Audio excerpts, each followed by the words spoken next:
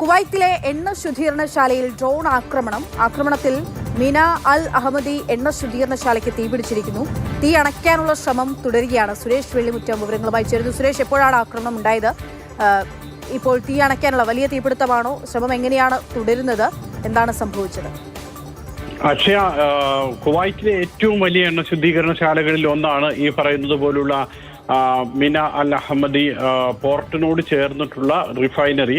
അത് ഒരു ദിവസം 7,30,000 ബാരൽ എണ്ണ ശുദ്ധീകരിക്കാൻ ശേഷിയുള്ള അത്രയ്ക്ക് വലിയ എണ്ണ ശുദ്ധീകരണ കേന്ദ്രമാണ്. അവിടെയാണ് ഇന്ന് പുലർച്ചെ ഡ്രോൺ ആക്രമണം ഉണ്ടായത്. ശക്തമായിട്ടുള്ള ഡ്രോൺ ആക്രമണമായിരുന്നു. ഇതേ തുടർന്ന് തന്നെ വലിയ തീപിടുത്തമുണ്ടായി. കുവൈറ്റ് പെട്രോളിയം കോർപ്പറേഷൻ ഇക്കാര്യം സ്ഥിരീകരിക്കുകയും ചെയ്യുന്നുണ്ട്. വെള്ളിയാഴ്ച ആയതുകൊണ്ട് തന്നെ ആളുകൾ ജോലിക്ക് കുറവായിരുന്നു. അതുകൊണ്ട് വലിയ ദുരന്തം ഒഴിവായി എന്ന് വേണം മനസ്സിലാക്കാൻ. ഏതായാലും ആളുകൾക്ക് ആർക്കും പരിക്കേറ്റിട്ടില്ല. പക്ഷേ റിഫൈനറിയിൽ വലിയ തീപിടുത്തമുണ്ടായി. ആ തീ അണയ്ക്കാനുള്ള ശ്രമം തുടരുന്നു എന്ന് കുവൈറ്റ് പെട്രോളിയം കോർപ്പറേഷനും കുവൈറ്റ് ആഭ്യന്തര മന്ത്രാലയവും അറിയിക്കുന്നുണ്ട്.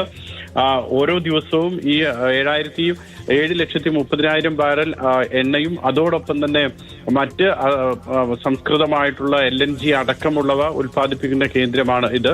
ഇവിടെ ഈ മിന അൽ അഹമ്മദി റിഫൈനറിക്ക് നേരെ മുൻപും ആക്രമണം ഉണ്ടായിരുന്നു. യുദ്ധം ആരംഭിച്ച് 20-ാം ദിവസം, അതായത് കഴിഞ്ഞ മാർച്ച് 19-ന് എണ്ണ ശുദ്ധീകരണശാലയ്ക്ക് നേരെ ഒരു ആക്രമണം ഉണ്ടായിരുന്നു. അന്ന് ഇത്രയ്ക്ക് വലിയ തീപിടുത്തം ഉണ്ടായിരുന്നില്ല. പക്ഷേ ആ ആക്രമണത്തെ തുടർന്ന് എണ്ണ ശുദ്ധീകരണശാല അടച്ചിടുന്ന സാഹചര്യം ഉണ്ടായിരുന്നു. പക്ഷേ ഇപ്പോൾ ഉണ്ടായത് വലിയ തീപിടുത്തമാണ്. അതുകൊണ്ട് തന്നെ ആ തീ ഇപ്പോൾ അണയ്ക്കാൻ കഴിഞ്ഞിട്ടില്ല. അതിനുള്ള ശ്രമം തുടരുന്നു എന്നാണ് കുവൈറ്റ് അറിയിക്കുന്നത്. ഇതോടൊപ്പം തന്നെ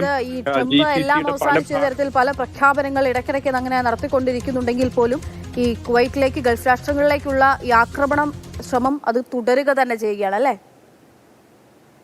കാരണം ഗൾഫ് രാജ്യങ്ങളിലേക്ക്, എല്ലാ രാജ്യങ്ങളിലേക്കും, ഒമാൻ ഒഴികെ മിക്ക രാജ്യങ്ങളിലേക്കും ഇന്നലെ രാത്രിയും ഇന്ന് പുലർച്ചെയും ആക്രമണ ശ്രമം ഉണ്ടായിട്ടുണ്ട്. കാരണം കുവൈറ്റ് ഇറാൻ കൃത്യമായിട്ട് ഇക്കാര്യം ആക്രമണം വ്യാപിപ്പിക്കുന്നു എന്നുള്ളൊരു മുന്നറിയിപ്പ് ഇന്ന് പുലർച്ചെ നൽകുന്നുമുണ്ട്.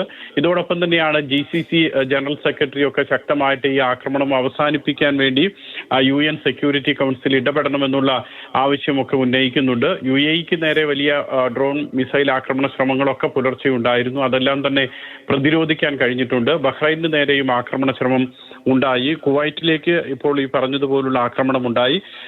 പിന്നീട് സൗദി അറേബ്യയുടെ കിഴക്കൻ മേഖലകളിലേക്ക് ആക്രമണ ശ്രമം ഉണ്ടായിട്ടുണ്ട്. പക്ഷേ അത് സൗദി അറേബ്യയ്ക്ക് പരാജയപ്പെടുത്താൻ കഴിഞ്ഞു എന്നുള്ളതാണ്.